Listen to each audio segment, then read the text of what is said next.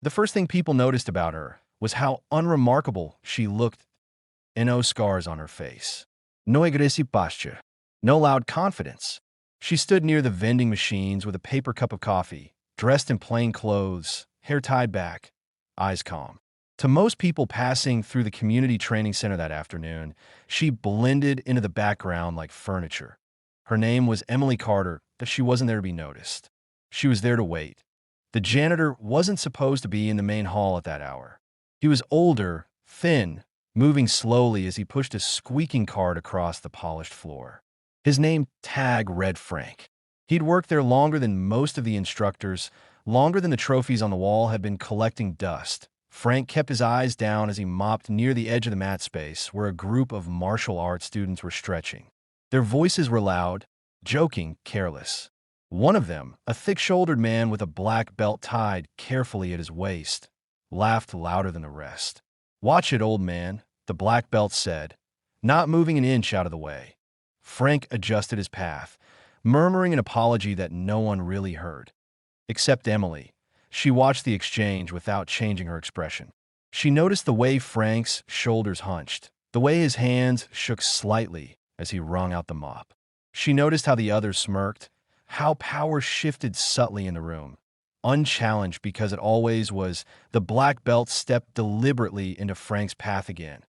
"Didn't I just tell you to watch it?" he said, louder now, making sure the others were paying attention. Frank froze. "I'm sorry," he said. "I'll come back later." The man laughed. "You don't get to decide that." That was when Emily set her coffee down.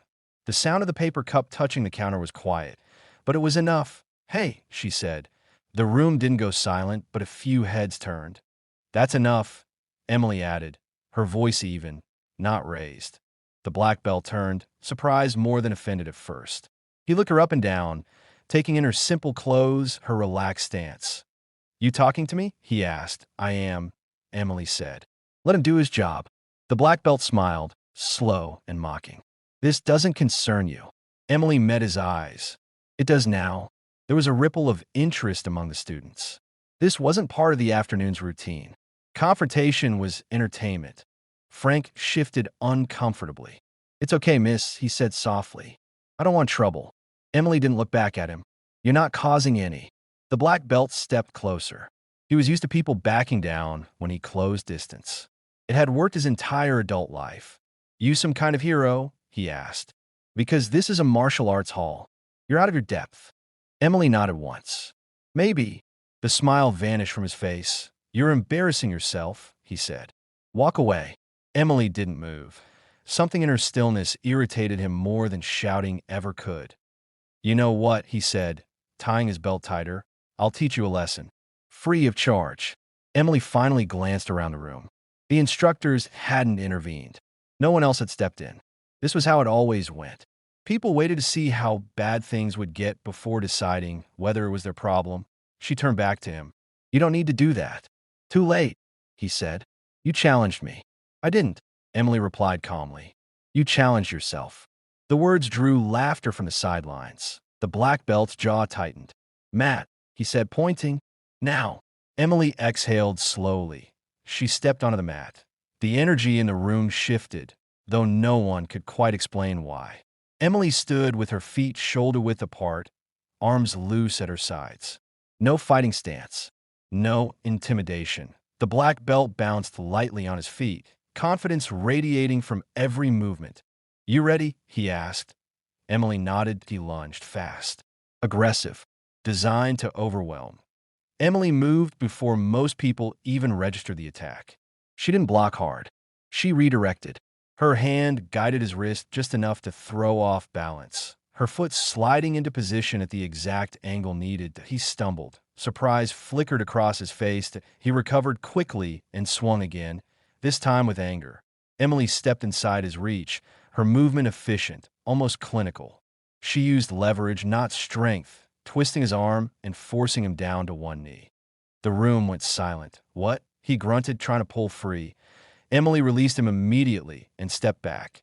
"You okay?" she asked. The question confused him more than the hold had. He stood, face flushed. "Lucky move." Emily said nothing. He charged again, this time reckless. That was when she ended it. Emily caught his momentum, pivoted, and used his own force to bring him down hard onto the mat. Not violently. Precisely. He landed flat, air leaving his lungs in a sharp burst. She was on her feet again before anyone could react. She didn't raise her hands. Didn't pose. Didn't say a word. The black belt lay there, stunned, staring up at the ceiling as if trying to understand how gravity had betrayed him, but a few seconds passed. Then murmurs. What just happened? Did you see that? That wasn't luck. The instructor finally stepped forward. That's enough, he said, uncertain now. Emily nodded and stepped off the mat. She walked back to the counter, picked up her coffee, and turned to Frank. You're good to finish, she said gently. Frank stared at her, eyes wide. Thank you, he whispered. Emily gave him a small smile. Any time. Behind her, the black belt had managed to sit up. Who are you? He demanded, voice shaky with a mix of rage and disbelief. Emily paused. She hadn't planned to say anything. She rarely did. But the room was watching now, not with amusement, but with something closer to respect. My name's Emily, she said. That's all you need. She walked toward the exit. You don't just walk in here and do that, the black belt shouted after her. You think you're better than us? Emily stopped at the door. She turned slowly. No, she said. I just know who I am. She left the building without another word. Outside, the air was cool. Emily took a deep breath, letting the tension fade from her shoulders. That encounter meant nothing in the larger scope of her life. It was just another moment where someone had mistaken restraint for weakness. They always did. What no one in that room knew was that Emily had spent years learning exactly when to act and when not to. She had trained in environments where mistakes cost more than pride, where discipline wasn't optional, where ego got people hurt. She hadn't come to the center to prove anything. She'd come to meet an old friend. Her phone buzzed as she reached her car. Asterisk, asterisk, you inside yet? Asterisk, asterisk, the message read. Emily typed back. Asterisk, asterisk, just finished. Be there in a minute. Asterisk, asterisk, she glanced once more at the building behind her. Some lessons echoed longer than others. And this one wasn't finished yet.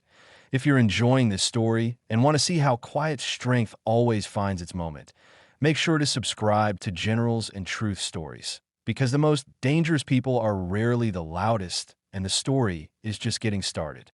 Emily didn't notice the black SUV until it rolled to a stop beside her.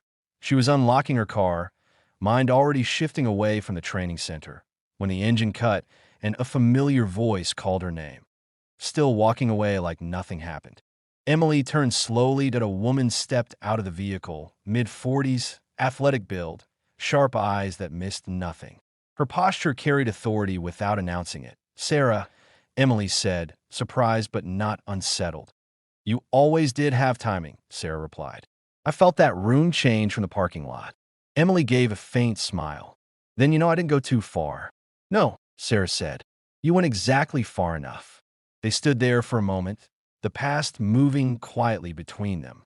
Sarah had known Emily before the silence, before the restraint became instinct instead of choice.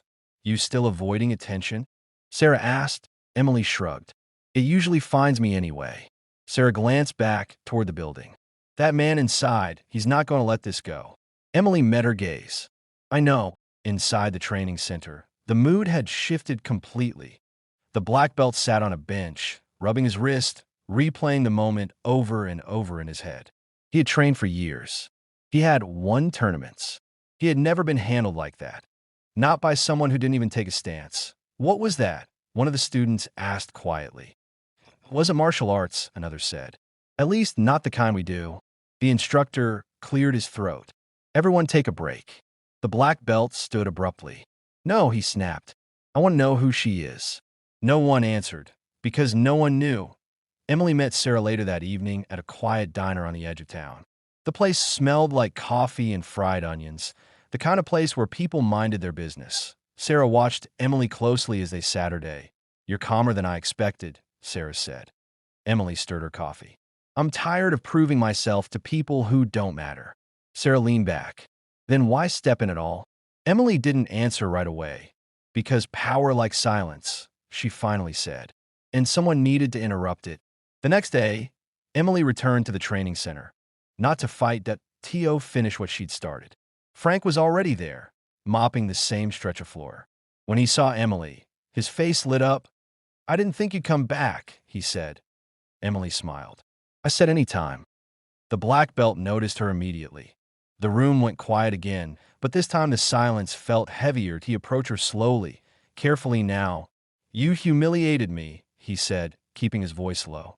"I didn't," Emily replied. "You did that yourself." He clenched his jaw. "You think you're better than me." Emily met his eyes. "I think you forgot why you started training in the first place." That landed harder than any throw. The instructor stepped in quickly. "Enough. This ends here." Emily nodded. "Agreed."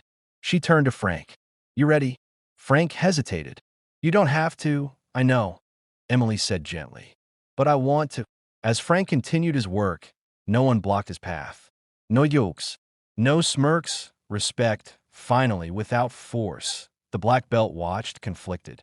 "You could have broken me yesterday," he said quietly. Emily looked at him. "That wouldn't have taught you anything." He swallowed. "Then what did?" Emily considered him for a long moment. "That strength without humility is just insecurity with muscle," she said. She left again, this time without interruption. Weeks passed. The training center changed subtly. Not overnight, not dramatically, but something shifted. Students helped clean up. Voices lowered when Frank entered. The black belt trained harder, quieter, more focused. And Emily, she returned to her life the way she always did, training, teaching, waiting. She never told anyone what she had been or where she had learned to move the way she did. She didn't need recognition. She didn't need apologies. One evening, as the sun dipped low, Emily sat on a bench outside a small park, watching people pass by. Children laughed. A streetlight flickered on. Sarah joined her, hands in her jacket pockets. "Heard things are different over there," Sarah said. Emily nodded. "They learned." Sarah smiled. "You always believed in lessons instead of punishment." Emily stood, stretching slightly. Punishment ends a moment. Lessons last. She looked out at the fading light. "People think strength announces itself," Emily continued. "But real strength waits, watches, chooses." Sarah glanced at her. "You ever regret staying quiet so long?" Emily shook her head. "Silence taught me who I am." She turned to leave. That if this story showed you that true power doesn't need noise. If you believe respect is earned through restraint, not intimidation. Make sure to subscribe to Generals and Truth Stories, because the strongest people rarely seek the spotlight, and the most important battles are the ones fought with control.